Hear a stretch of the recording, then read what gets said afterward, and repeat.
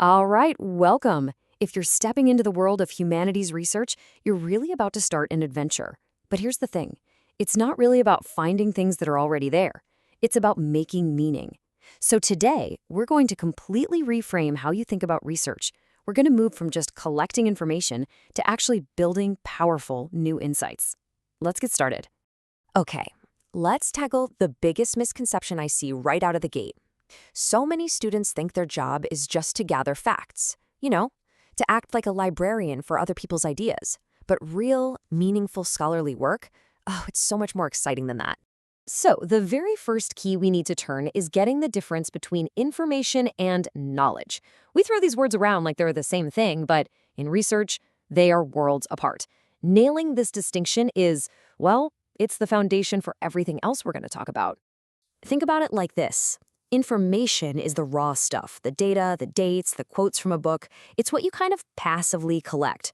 But knowledge is what you actively build. It's that magic moment when you take all that raw information, you analyze it, you put it in context, and you construct something new from it. It's truly an act of creation. I always tell my students to picture their research as a journey along this path. You start with raw data, maybe some observations. You organize that into information. But the real work, the intellectual heavy lifting, happens right here, when you interpret that information to create genuine knowledge. Every single step requires you to get in there and engage more deeply. You're not just shuffling pieces around, you're actually transforming them. And this brings us to a really powerful idea. You, the researcher, are not some neutral, passive observer. Not at all. You are an active participant in this whole thing. You are a meaning maker. And that, right there, is a huge mental shift from just reporting what you found. It's so important to remember that we're never totally separate from our work. Your own background, the theories that you're interested in, all of that shapes your research from the very first question you decide to ask. And you know what? This isn't a flaw you need to hide. In fact, acknowledging it is a sign of real scholarly maturity. So your interpretive lens, the way you see the world, is made up of all these things. Are you coming at a text with a feminist lens, a post-colonial one? These aren't just fancy labels.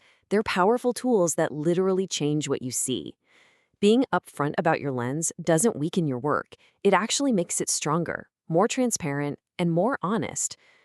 Look, if there is one single thing I want you to take away from this section, it is this.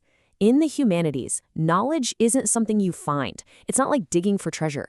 It is something you build, something you craft, something you make, with a whole lot of care and critical self-awareness. So, how does this big idea of making knowledge actually play out in practice? Well, it starts with the most fundamental skill we have, reading. We have to train ourselves to see beyond just the words on the page and to understand the entire world that those words live in. It's a simple little phrase, isn't it? But it's so profound. A novel, a historical document, even a poem, none of them just exist in a bubble. You have to think of them as artifacts, born out of a very specific time, a specific place, and as part of a much larger ongoing conversation. To really truly understand a source, you have to place it inside this big, complicated web of contexts. What was happening in politics when it was written? What other scholars was the author arguing with or building on? This whole process is what we call contextual reading, and it's how you get to see the full, rich, three-dimensional picture. Okay, so you're building knowledge, not just hoarding information. That means the quality of your building materials is absolutely critical. I like the analogy of a chef. You simply can't create a masterpiece with bad ingredients. Evaluating your sources is how you pick the absolute best, the freshest, the most reliable stuff. Here's a super practical checklist. First, know what kind of source you're looking at. Is it primary, secondary? Then dig into the author. Do they actually know what they're talking about? Does their argument stand on real evidence, or is it just hot air? And, especially in this day and age, you have to be able to tell the difference between a peer-reviewed academic article and some random, unverified blog post. That skill is non-negotiable. And why do we go to all this trouble? We do it for this: to develop your own scholarly voice. And that's not just about having an opinion. It's about having a perspective that is so well supported by credible, carefully chosen evidence that you can step confidently into that big, ongoing conversation of scholarship. This brings us to the final act, which is also the most creative one. Think of this part like being a gardener. You've gathered all these rich nutrients, your sources, your notes, your thoughts, and now it's time to work the soil, to synthesize them, and to grow something totally new, your own original argument. And the good news is you don't have to do this with your bare hands. There are some fantastic tools for synthesis. A reflective research log, for instance, isn't just a diary, it's a map of your own thinking process. An annotated bibliography forces you to have a little mini conversation with every single source. And conceptual mapping? Oh, that's where the real magic starts to happen. Let's just zero in on conceptual mapping for a moment.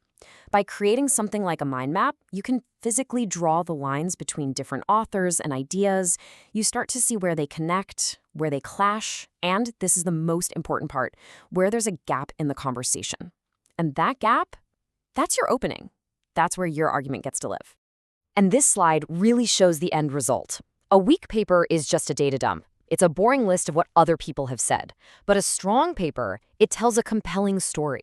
It has a narrative, a flow, where your voice is clearly in conversation with your sources, leading the reader through a really purposeful, well-structured argument. This final quote just says it all, doesn't it? The moment you stop just summarizing and you start building a narrative with your sources, you've made the jump. You are no longer just a student reporting on a topic. You're a producer of knowledge. You're a real contributor to the field. So I'll leave you with this thought. The real goal of research isn't to find an answer and then stop. It's to find a starting point for a new conversation. You've seen the whole process now, from turning raw information into real insight to building an argument that is uniquely yours. So the only question left is, what new conversation are you going to start?